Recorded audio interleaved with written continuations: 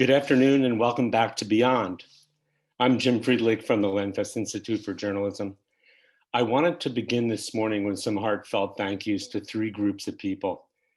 First, to the Lenfest Institute team itself, a team including Kira, Zaira, Chiara, Anna Mendez, Elise, Maddie, Yossi, Roxanne, and especially Cheryl Thompson-Morton, who've organized this event over the last 6 months. Second, I wanted to thank Independence Public Media Foundation, the team of Molly and Nuela, who are helping fund this event and who really helped envision it and design it themselves. Third, and especially to all of you, there are 300 people on this call and who've attended this event over the past 3 days from all over journalism, all over Philadelphia, and all over the country. As you know, as Cheryl said at the first day of this event, this 3-day session was designed by a committee of journalists of color. Perhaps the most urgent request that they made of the event was that we include a candid and no holds barred conversation with the CEOs and top editors of Philadelphia's largest media companies, 6ABC, NBC 10, the Philadelphia Inquirer, and WHYY. They asked that that conversation be about equity and about change, about transparency and about accountability. It's my pleasure this morning to introduce Cherri Gregg, who will lead this vital discussion. Cherri is very well known in Philadelphia. She is the voice of WKYW radio and an urgent voice of racial justice and social change. What you may not know, and which I just learned about Cherri, is that she's also a longtime attorney. She asks probing questions and demands straight answers. She's one part prosecutor and one part news anchor, which is frankly the perfect combination for this morning's session. I have two quick housekeeping notes. The first is we want questions and comments throughout this discussion.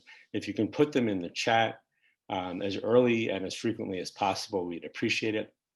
Please keep them as short as you can. It's hard to read and respond at the same time on the fly in a session like this, so keep it short and sweet and direct. Second, the most important conversation of this 3-day event takes place at 2:30 today, from 2:30 till 4:30. And that is a design session in which we want as much input and interactivity with everyone on this call as possible. This will be helping design and envision a future for equitable Philadelphia journalism. That's the denouement of this 3-day event, and we hope that you'll all make it back. With that, it's my pleasure to introduce the incomparable Cherri Gregg. Good afternoon, everyone. Thank you so much, Jim, for that wonderful introduction. Good afternoon, everybody. Thank you so much for attending this conference, and shout out to everybody who put this together. Cheryl, great job, and to the entire Lenfest team. As Jim mentioned, my name is Cherri Gregg. I am the community affairs reporter for KYW Newsradio, and I'm host of Flashpoint. And I'm very excited to moderate this very important discussion today. It's called Transparency: Conversations with News Executives on equitable transformation. We'll have what I hope will be a very candid conversation with leaders from some of the largest newsrooms serving our region. And please use the online chat feature. We will be reading some of your comments as we transition from newsroom to newsroom. And first of all, thank you to the newsrooms that decided to participate. The way this will work is there will be one-on-one discussions with each of our news organizations: NBC 10, Telemundo 62, 6ABC, WHYY, and Philadelphia Inquirer. And then we'll open it up to Q&A from all of you. And so we'll go ahead and get started. First up, I'm very excited to welcome Cesar Aldama. He's manager of news operations of NBC 10 Philadelphia and Telemundo 62. Cesar has worked in a number of newsrooms throughout the country and spent several years before returning back to Philadelphia as assistant news director at CBS 3 Eyewitness News. Cesar, welcome. How are you? Good. How are you? And thank you, everybody, for having me. Yeah, Looking forward to the conversation. Yes, you're working from the newsroom, which explains Yes, your and mask. exactly. So I'm right in the middle of the newsroom, so we have to wear our mask. So, but let's get into it. Yeah, COVID-19 reality. And so Yes. I want to, a lot of people don't understand how newsrooms are set up, especially a dual newsroom like you all operate. So kind of explain to us how NBC 10 and Telemundo 62 is set up, and then give us what your idea of diversity and inclusion is with regard to each of those newsrooms. So we have a VP of news that oversees both stations. We have a news director for Telemundo, and then we have an assistant news director for NBC 10. So we try and be as inclusive as possible. We have our morning meetings together so that we have multiple voices at our editorial meetings, so that we're covering stuff that's important to the Hispanic community and then the Philadelphia community in general. So we have that meeting every morning so that, like I said, everybody has multiple voices at the table when we're having the meeting. Um, Diversity and inclusion is, just like everybody on this call here, is important to us. We try and be a reflection of the community that we serve, and we work very hard to get people in the newsroom, in front of and behind the camera, to represent the community that we're serving. Yeah, and how do you see the two newsrooms as different? Are there differences between how you cover a specific issue based on the newsroom? There are, because it's like, we here in Pennsylvania, in Philadelphia, we have a large Puerto Rican community. So we we have a tendency to cover the Puerto Rican community more than other Hispanic communities, but we try and be as diverse as possible, and cover as many of the Hispanic communities that are living in Philadelphia, so that when we present our news, we cover all our viewers. So different side. I mean, obviously the Telemundo station is not as large as the Philadelphia newsroom, so we share our resources. I mean, it took a while to get all the reporters and stuff just to get in that mindset that when an NBC crew is out covering a story, that they will see if they can get some Spanish sound so that Telemundo can end up using that in their newscast. So it's just changing the mindset of our staff to be inclusive, in that sense, that it's like, okay, not only are we covering stuff for NBC, we're also doing it for Telemundo, and vice versa. So that has helped out a lot. Yeah, and so you were to assess, give an honest assessment of how you see the newsrooms working when it comes to diversity and inclusion, what would that assessment be? We're not perfect, and we're getting there. We right after, the whole George Floyd situation happened, we had Valerie Staub, our president.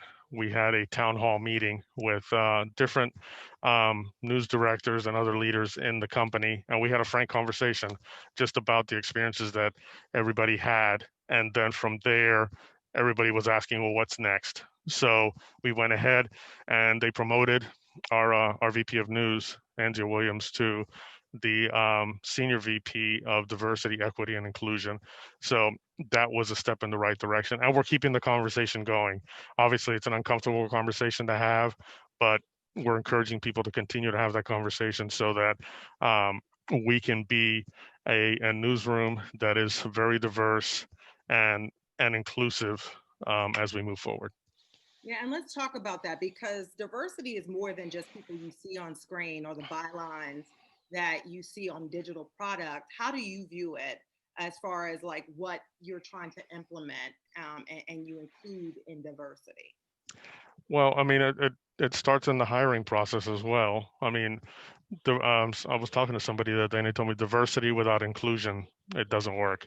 So when you go out and you try and diversify your staff, you got to make sure that once you get people in the house, to have them included in the discussion, and that way you can go forward and start moving stuff in the right direction. Always having a voice. That we have our morning meetings, like I mentioned, and if we're covering a story or we're not covering a story that is important to the Hispanic community, but the Philadelphia community in general, our Telemundo staff members will speak up and say, hey, look, this is an important story and here's why, and go through that whole process. So that has helped us a lot because it's like, having the Hispanic voice at our table and then trying to get as many people um, from the news world into our newsroom so that we can reflect the community that we're serving and have those different voices at the table. It'll make our product better in the long run. Got to ask you this because NBC is owned by Comcast, a very Yes. large public company. You have community responsibilities and commitments, but you also operate as a part of a for-profit public entity. To whom do you feel most responsible and accountable at the end of the day? Is it the bottom line, headquarters over at Comcast, TV ratings, or the community, meaning the people of Philadelphia? And does that change day to day and depending on the issue? Well, I mean, the good thing about that is that yes, we're in the Comcast Technology Center, so we're right here. We're right in the middle of the campus.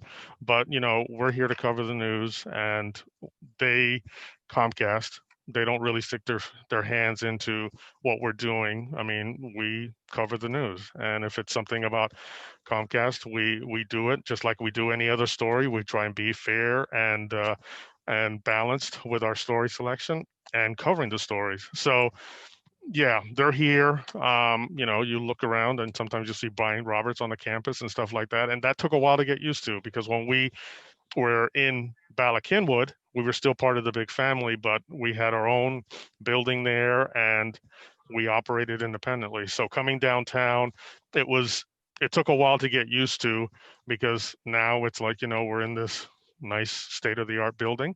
And, but our principles haven't changed. We will continue to cover the news and be fair and balanced as we move forward.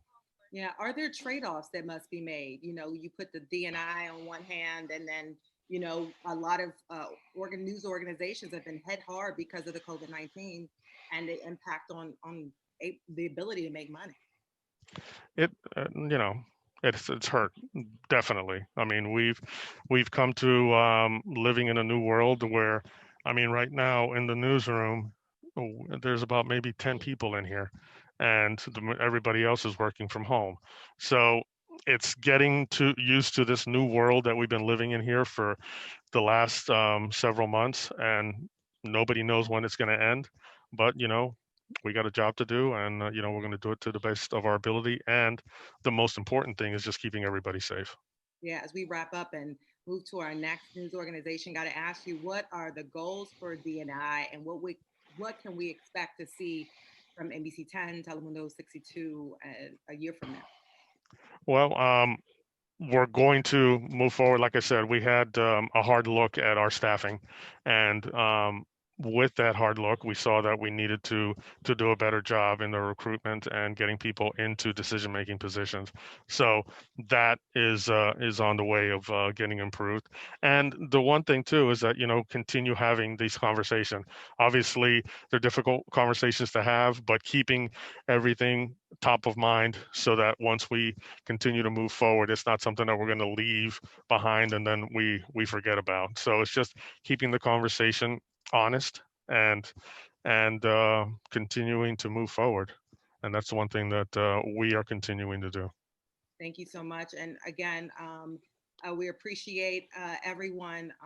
Please feel free to comment, and we will share those comments. And now we'll move on. Thank you so much, Cesar Aldama, for your conversation. And we'll have time for Q&A at the end of this discussion. Next up, we have Bernie Prezenica, 6ABC President and General Manager, and Tom Davis, 6ABC Vice President of News. Gentlemen, welcome. Thank you. Good to be here.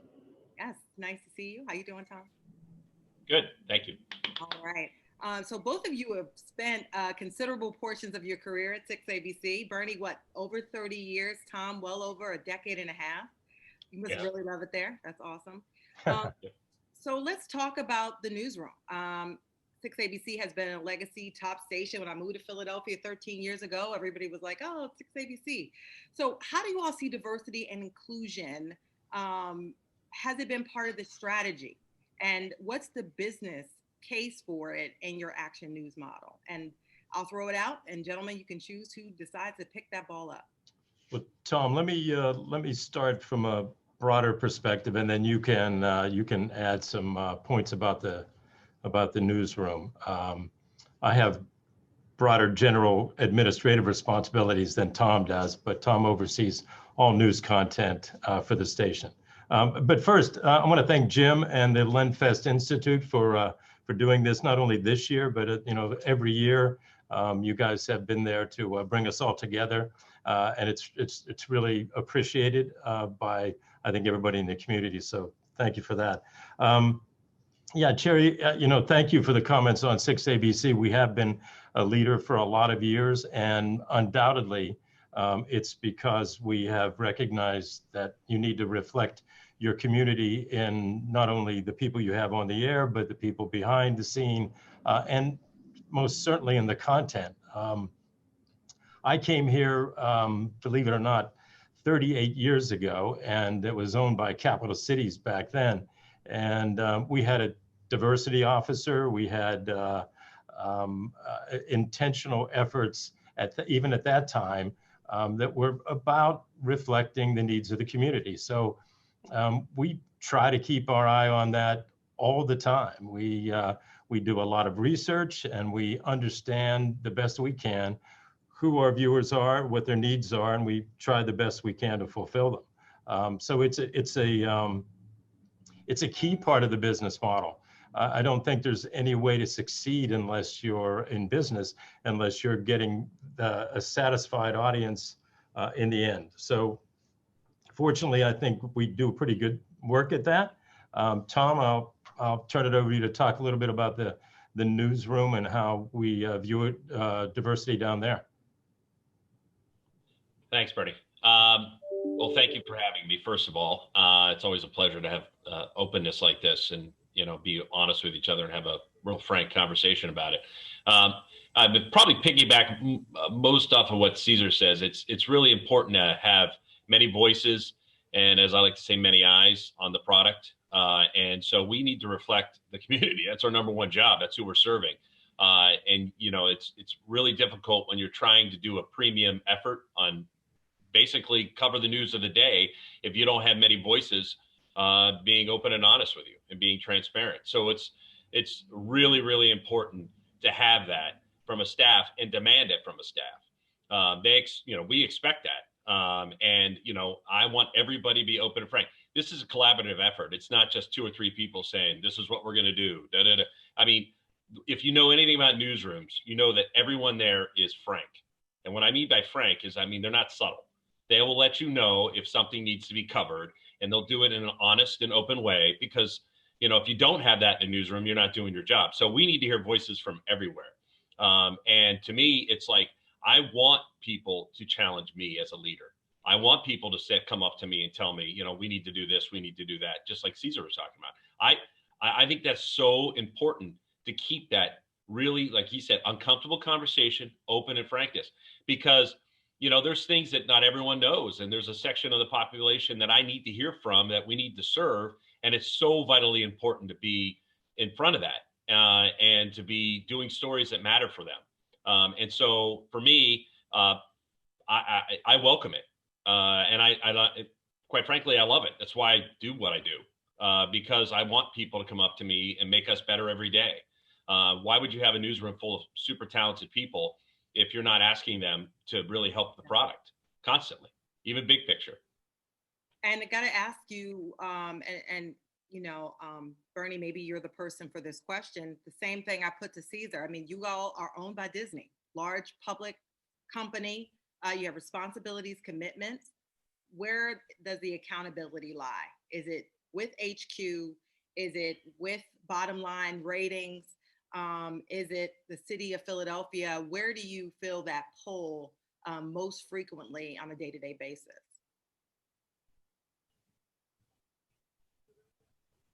You're muted, Bernie. You knew someone would do that, so it would be me. So you're all welcome.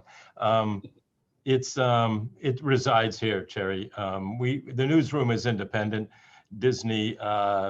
Look, I'll be honest. We're asked to throw a promo in for sure for the newest motion picture or the newest ESPN program. That's a part of living in the world with a company that has entertainment platforms all over the place. You've got to support them. That's just good business.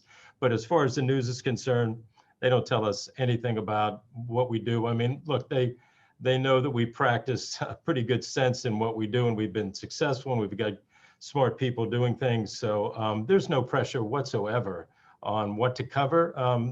If there's any pressure, it's to make sure that we're doing the right thing and that we're pushing forward with these principles that have been discussed by Cesar and Tom in terms of journalism. So yeah, do ratings matter though? I mean, of course ratings matter. Yeah, and of course, yeah, there's no doubt about it. And we clearly make judgments every day and probably many times a day about what we're putting on the air because we do want to maximize viewership.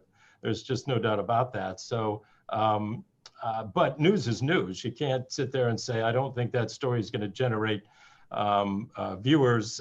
If it's an important story and the editorial staff feels that way, we've got to move forward with it. But there's a lot of discretionary content as well. And that discretionary content is undoubtedly thought of from an angle of, is it going to interest people? And so, yeah, ratings play a very big role in everything we do. So do the metrics digitally. Everything is, we have to generate an audience in order to be successful. Thank you. And I got to ask you this, Tom. I mean, folks have been advocating for diversity in newsrooms, and you guys are a large newsroom. I want to ask you, how does it work when you guys want to implement some change? People always are pushing for change, but it seems to take a long time. How does the flow work when you're trying to implement policy shifts or things like that? Could you give folks an understanding of what the challenges are and what the successes could be? Well, I'm a big believer in systems. And I believe that's the only way you do change, is to create things that are automatically installed in your newsroom. So when things happen, you have a system to address it. So when we had, obviously March and April and May, especially May, was a big month. And after all the events that happened then, I said, well, we've got to create a couple task force. And what I mean by that is that I mean internally, we have to create things to hear other voices and to make sure we're doing it the right way. So we did a rapid response task force, which basically, if something happens or somebody wants to talk about something, they didn't feel like the way the story was done wasn't correct, or this is how the story should be done, that I could call a Zoom meeting in an hour with a group of people that volunteered to do this and step forward, and they can address it. I also reached out to the Black clergy. I have a task force with them. I talk to them, a reasonable amount of time, and they give me feedback. We also have a Belong team that's right here in the building that oversees everything at the station as far as diversity, and they talk to me. They talk to Bernie a lot. So I'm a thing. If you don't do these things, you're not going to get change. You have to instill mechanisms to make them happen and have those voices know that there's a line that you need to reach out, and it's already established that you can get, the answers you want, and you can have open discussions. Because if you don't have that stuff, it's just not going to happen, because there'll be a ton of other reasons why you can't do it right that second.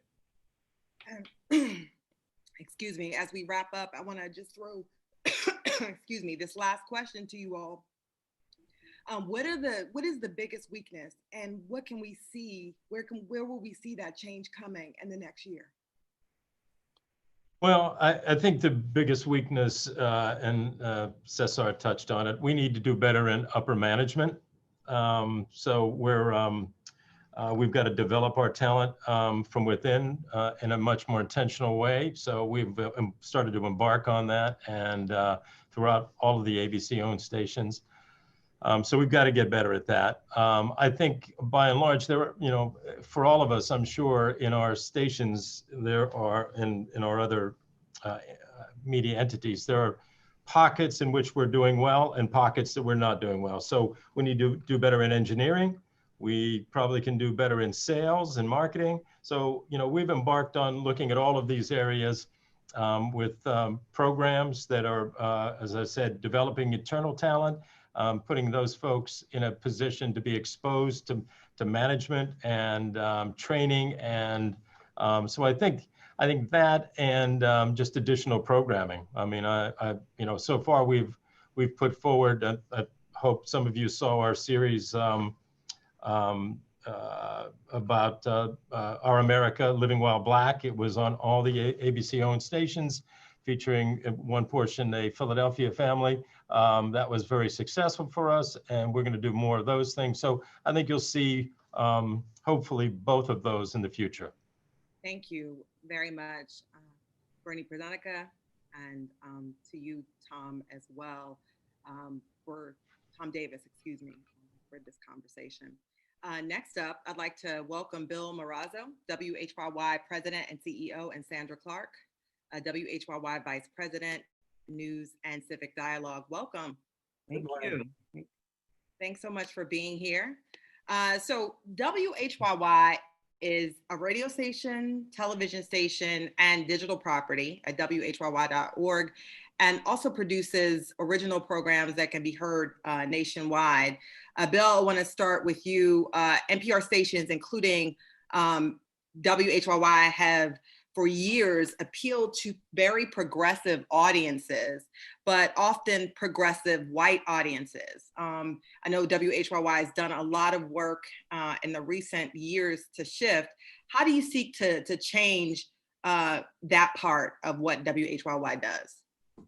That's a really excellent question. And thanks for having Sandy and I on this afternoon. Joyful to be with all of our colleagues here. And Jim, our thanks to you as well for including HYY. Yeah, it's an excellent question. You can turn the data 10 ways to Sunday, Cherri, and you will undeniably conclude that public media's audiences nationally, particularly, skew not just a little bit older, but largely Caucasian and highly educated in its demographics. So there are some flat spots in our ability to reach people regardless of their age, regardless of their educational attainment, regardless of their race or ethnicity. So here at HYY, we've been working to fill that gap regionally, been frankly fairly successful, if not very successful, in moving that needle over the last 5-6 years in particular as part of our business strategy, not just to continue to grow every year the size of HYY's audience, but its diversity as well. Thank you for that. And I want to just ask this follow-up, and maybe Sandy can pop in on this. Do you think targeting diverse audiences is at any way at odds with your existing membership or fundraising activities? Because I tune in sometimes, and I hear the membership drives and the donation drives. So how do you thread that needle when you're trying to draw a more diverse audience, but you're also very reliant on the audience you currently have to donate? So, Sandy, may I? Yes, go for it. I'm going to string a couple of your thoughts together, Cherri, because they're really central to the business operation of HYY. And I'll use that qualifier to be a little bit provocative in my answer to your current question. If HYY's audiences swing politically to the progressive, certainly they do to the liberal. These are people who, in the main, are very, very open to new ideas and who interacting with ideas that are unfamiliar to them. That being the case, as we work to cultivate broadly and deeply more audiences of color, we not only have an opportunity to provide them with news experiences that resonate more deeply in their cohort, we have an opportunity to then connect them and our core audiences to one another. So I see HYY's opportunity for impact twofold, not only to go deep, but actually horizontally to connect two or more cultures to one another. Thank you for that.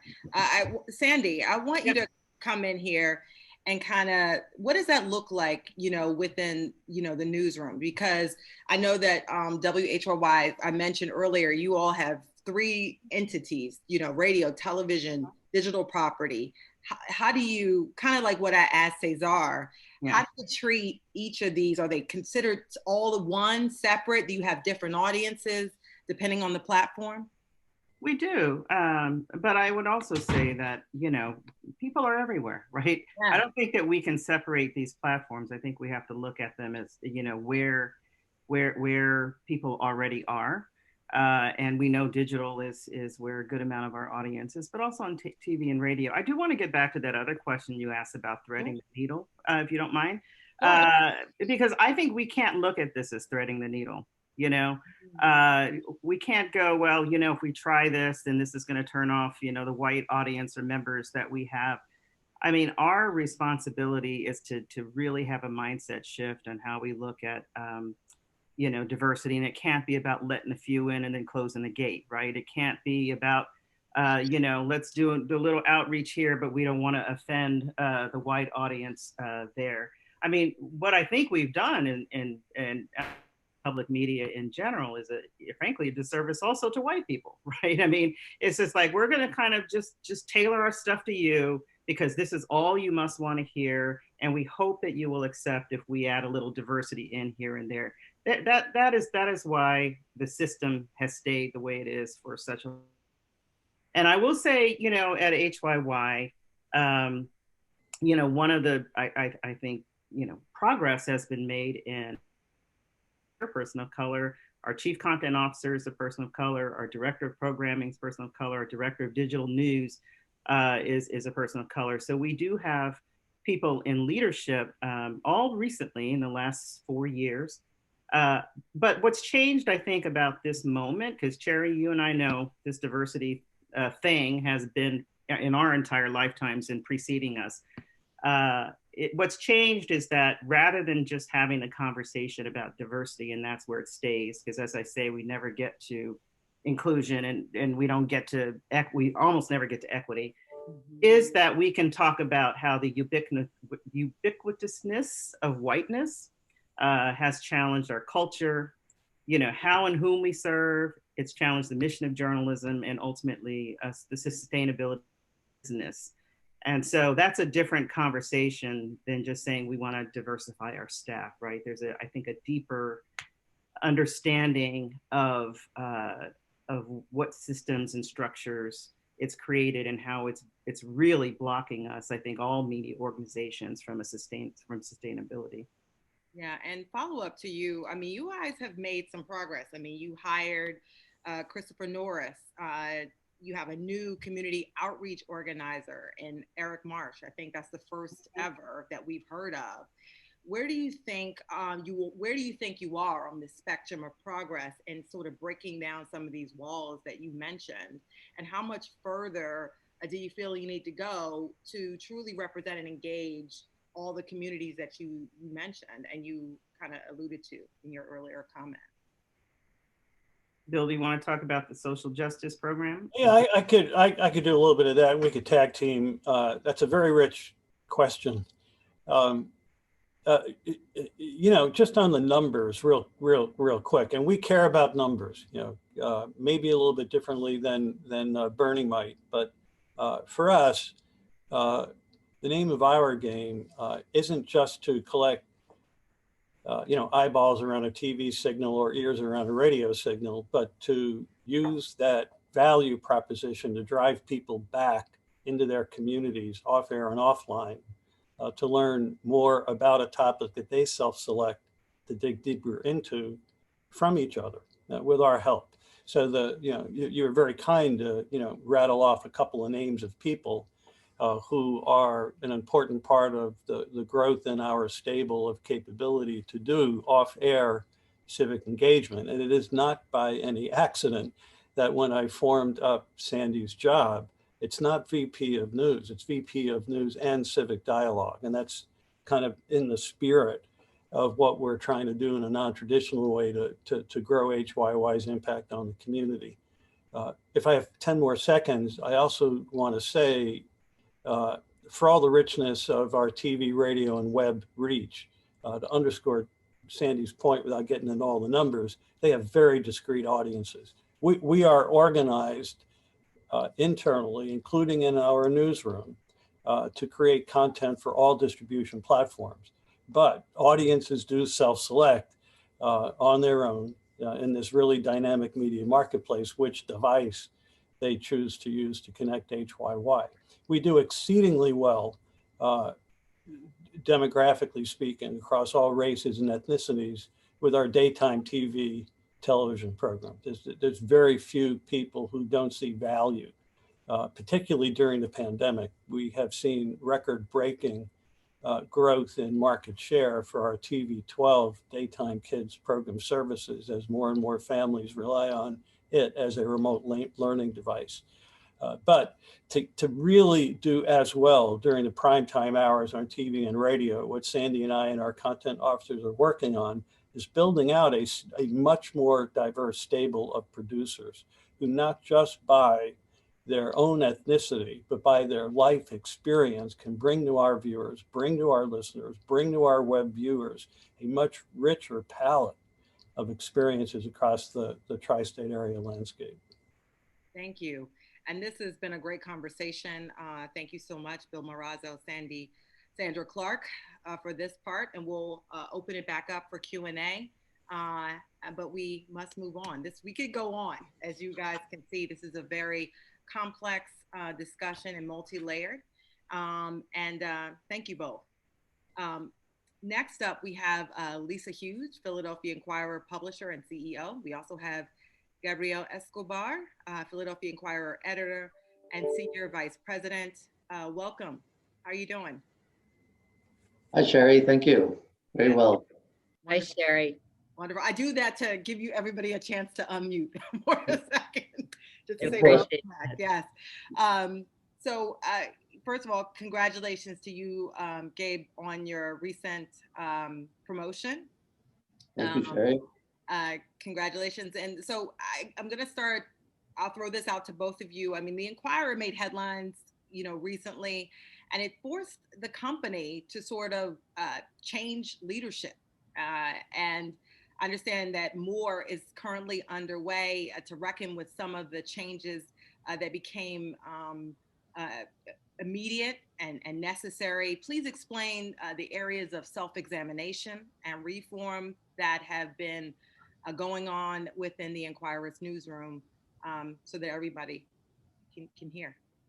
Cherri, I'll start talking, then I'm going to toss it to Gabe. First of all, thank you, Jim and team, for having us all here today. You're right. I started in February, so I'm pretty new to the community and certainly to the Inquirer. And what was clear when I first walked in the door was that our DEI practice was immature. It wasn't non-existent, but it was really a set of initiatives versus a strategy that, to Tom's point, there hadn't been a structure set up to really implement many of the things that we were starting to think about and identify. And then, we ourselves wrote a racist headline that was terribly hurtful. And first of all, I want to apologize for that because it was, in many ways an unforgivable mistake. But it really pointed to a larger problem and was a symptom of a larger problem. And so we got very busy very quickly to really write a comprehensive DEI strategy and really put the structure in place. And the most important work we're doing is in the newsroom. And I agree with what many have talked about, Bernie, et cetera, which is adding diversity in leadership from our board to our executive team in positions of power across the organization and decision-making power so that you can change things. I thought Sewell Jan's talk yesterday or the day before was, who gets to tell the story, whose stories are being told, who are we telling them for? I would add a fourth, which is and how are we telling them to meet audiences where they are. And all that work is now being done in the newsroom. And Gabe, I'm going to toss it to you. Thank you, Lisa. Yes, as both you and Cherri mentioned, the racist headline prompted a significant newsroom reckoning.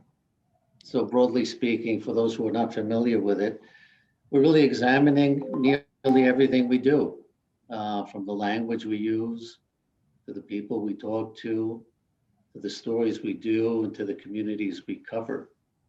What's especially heartening about this is that there's broad newsroom participation in this effort, and we need all that help. About a third of the newsroom, and our newsroom is 210 people, is intimately involved, and work is done every week on multiple fronts. Among the changes already in place or nearly complete, for example, we have a new policy on mugshots. We have new style guidelines. We have a forum for discussing sensitive content. We're completing an audit of our coverage with an eye toward improving. We're seeking insights from the community on our coverage and the impact it's had. To give you a little bit more specific sense of what we aim to do, I'm going to share with you two questions that are being posed and will be answered by one of 6 working groups that are essentially examining how we cover the news. And this is one of them. In what ways does our current newsroom structure, staffing choices, and coverage areas contribute to systemic biases or failures? The other one is, are there specific beats or coverage areas that are historically prone to reinforcing structures of systemic racism in the institutions that fall under that purview? So that's just a sense of one of the working groups, and that those are not the only questions that they're answering. Now, of course, posing the question is meaningless unless it leads to meaningful change. And that's what I wanted to follow up with you. I mean, some journalists of color have said that they feel the process of diversity in newsrooms lacks urgency and immediacy. And you know, and you were quoted as, I think, as saying newsrooms evolve, perhaps too slowly for some, but they do evolve. How do you address that issue of making this topic, rolling out some policy changes a more immediate thing that can be felt within the community? And Lisa, feel free to add to this, because this issue of urgency has been a major complaint. Because people don't seem to feel the change. Right. So you know, I know there is some impatience, and there's impatience within the newsroom, and probably outside in the community. I mean, as I pointed out, some things have been done. Yeah. And I hope you can see that in the framing of those 2 questions out of the many that we're addressing. Mm-hmm. This kind of reckoning, it has to be both serious and sincere, and it has to lead us to a better place. We have to do it collectively, right? That's the virtue of the process that we have in place, is that we have so many people weighing in.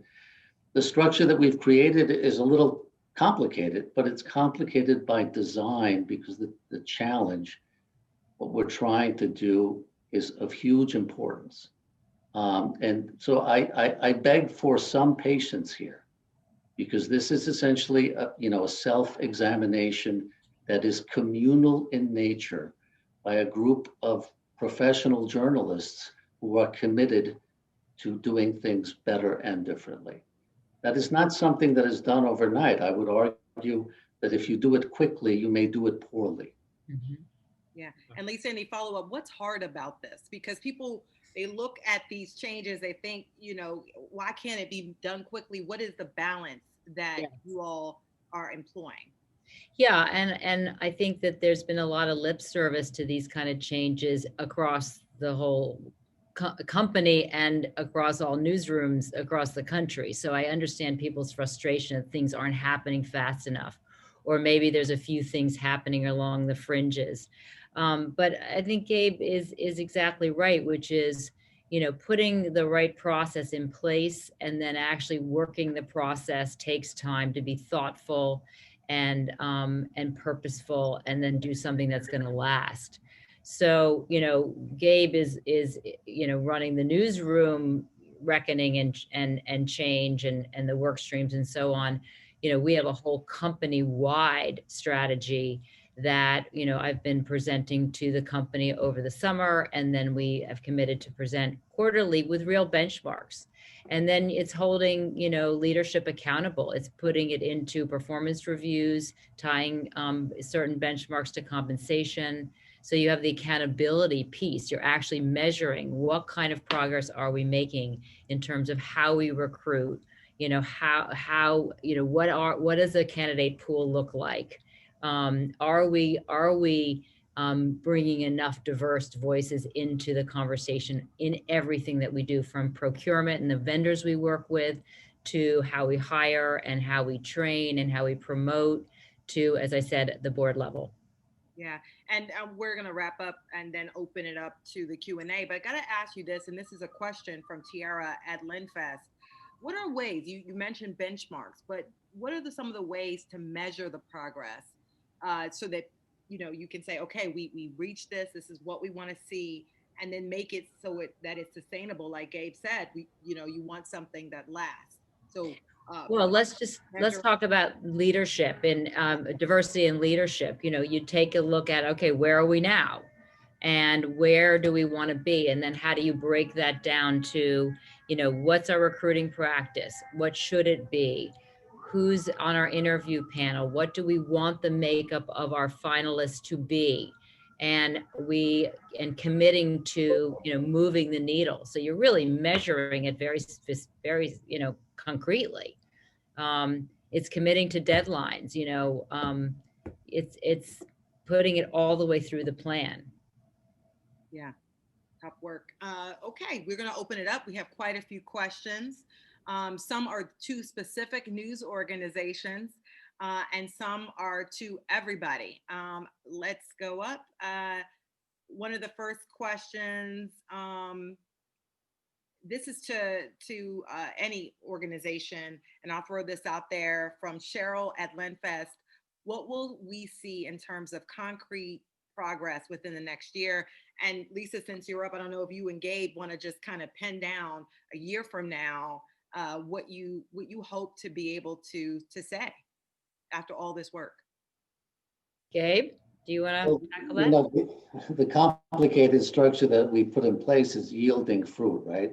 So a year from now, and actually much sooner than that, I would expect, you would see, a different approach to community reporting, new areas of coverage that, we collectively identify as important for us to do right now.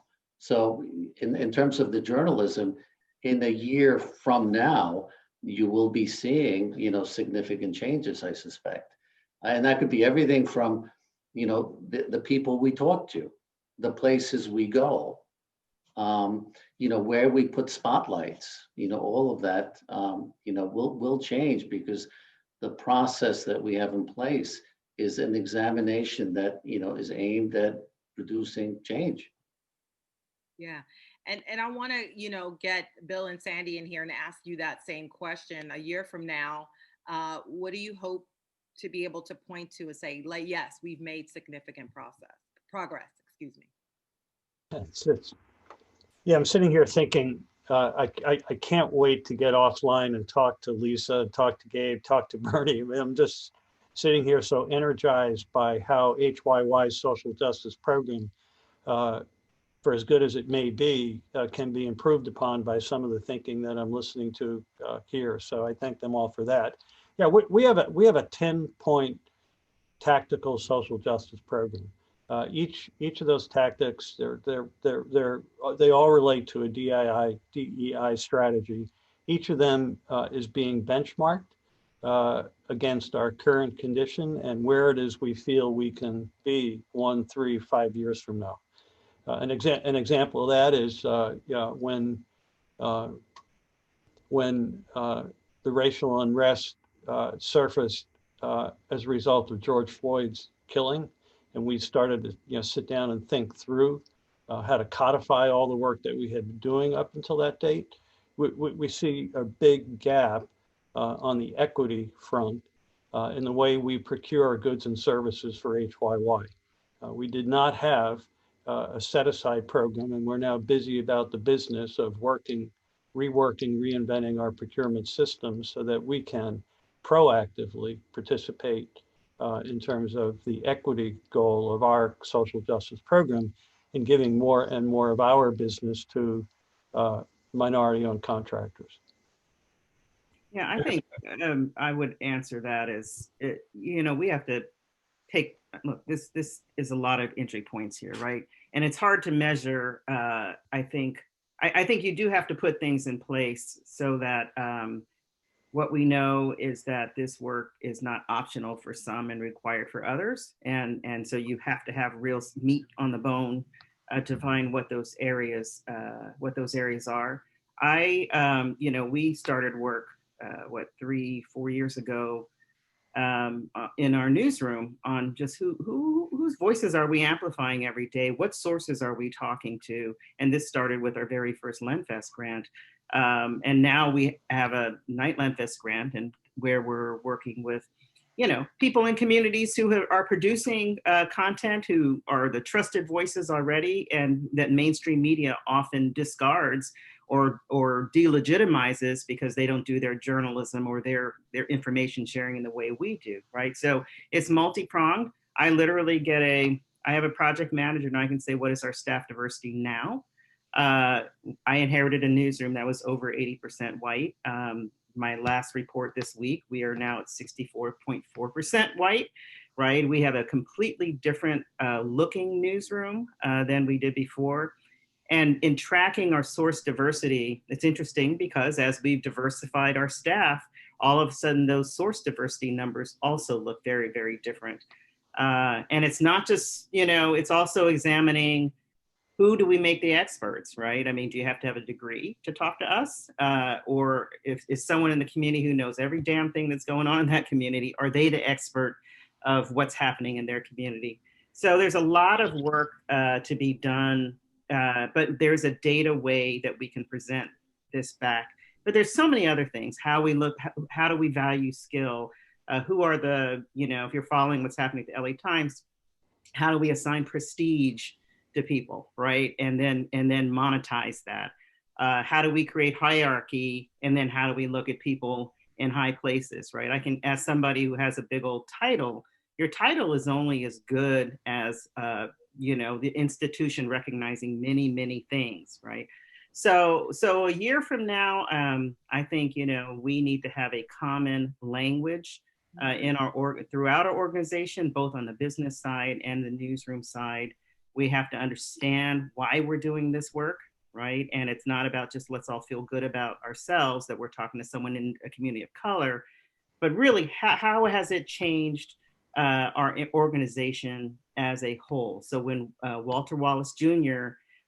Is killed in front of his mother, having a mental crisis, I think it's important for us not just to say we diversified our staff and we're capturing community voices, but to challenge our newsroom to report that story as everyone who reads or hears anything that we report should understand why this community is outraged. And if that is kind of like the beacon for how we report, and you were out there covering that yourself, Cherri, that shows progress. Sometimes harder to quantify, but that's where it really has some meaning.